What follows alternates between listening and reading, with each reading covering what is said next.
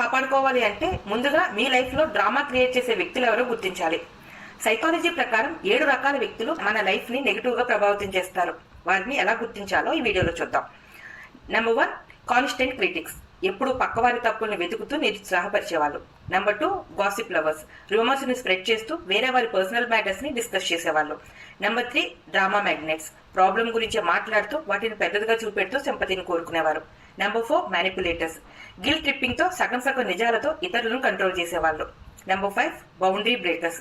వేరే వాళ్ళ personal space ని రెస్పెక్ట్ చేయకుండా అవసరం లేకపోయినా ఇంటర్ఫియర్ అయ్యేవాళ్ళు. Number 6, perpetual victims. ఎప్పుడు ఎవరినో ఒకరిని బ్లేమ్ చేస్తూ రెస్పాన్సిబిలిటీ తీసుకునే దగ్గర మాత్రం దూరంగా ఉండేవాళ్ళు. Number 7, insecure competitors. ఎదుటివారి విజయాలతో పోలుస్తూ ఆ విజయాలను తగ్గించే ప్రయత్నం చేసేవాళ్ళు.